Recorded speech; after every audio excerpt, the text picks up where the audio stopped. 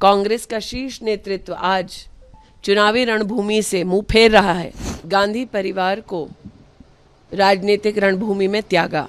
कांग्रेस का शीर्ष नेतृत्व रायबरेली में जनता की सेवा के लिए उपस्थित नहीं था। जनता भी ये जानती है रायबरेली की कि जिन्हें अमेठी ने अस्वीकार कर दिया, जो अमेठी छोड़कर वायनाड चले गए, वो रायबरेली के पूर्णता कभी नहीं हो पाएंगे। कि उन्होंने वायनाड में कहा कि वायनाड ही उनका परिवार है, तो आज रायबरेली में क्या कहेंगे।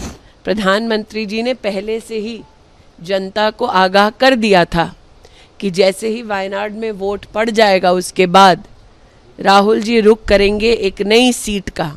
गांधी परिवार को राजनीतिक रणभूमि में त्यागा।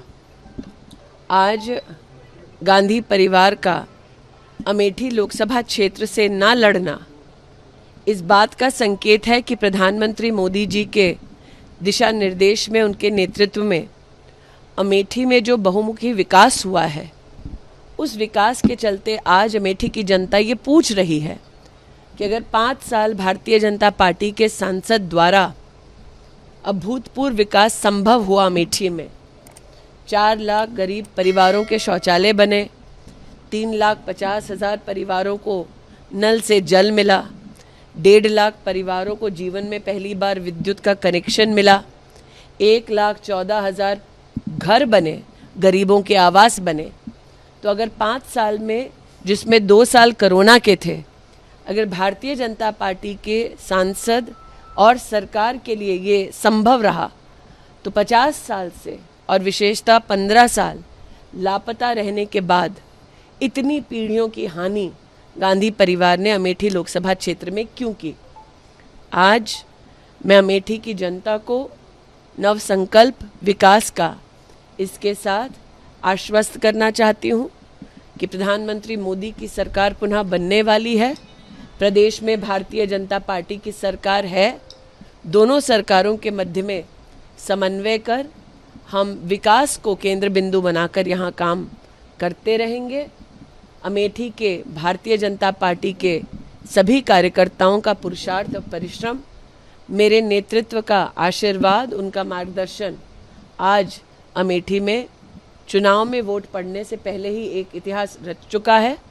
और 20 मई को जब हमारे नागरिक पोलिंग बूथ पर जाएंगे, नरेंद्र मोदी जी को पुनः अपना आशीर्वाद देंगे, तब अमेठी लोकसभा क्षेत्र में एक नया इतिहास रचा जाएगा।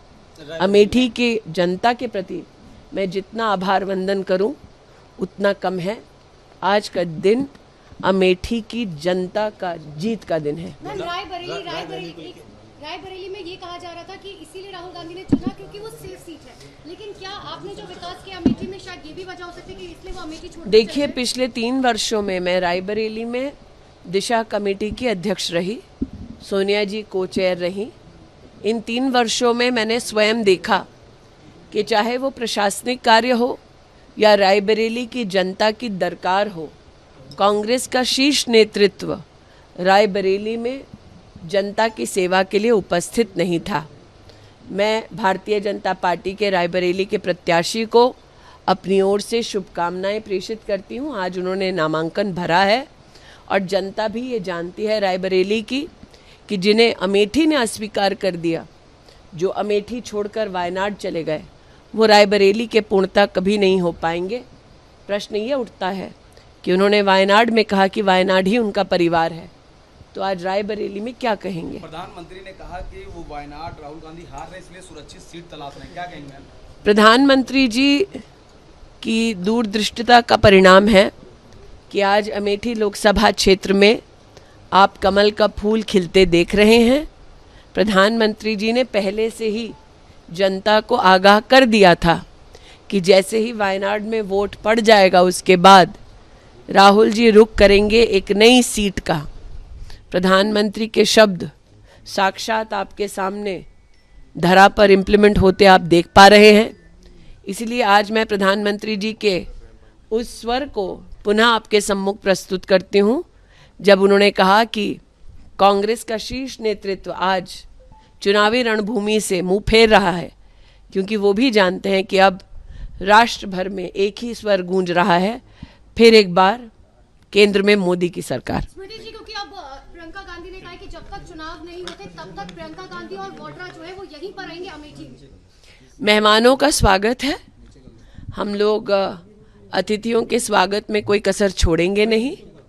इतना ही कह दूं कि अमेठी से गांधी परिवार का ना लड़ना इस बात का संकेत है कि कांग्रेस पार्टी चुनाव में एक वोट पड़ने से पहले ही अमेठी से अपना हार स्वीकार कर चुकी है, क्योंकि अगर उन्हें लगता कि यहाँ जीत की कोई भी गुंजाइश है तो वो यहाँ से लड़ते, अपने प्रॉक्सी को ना लड़ाते।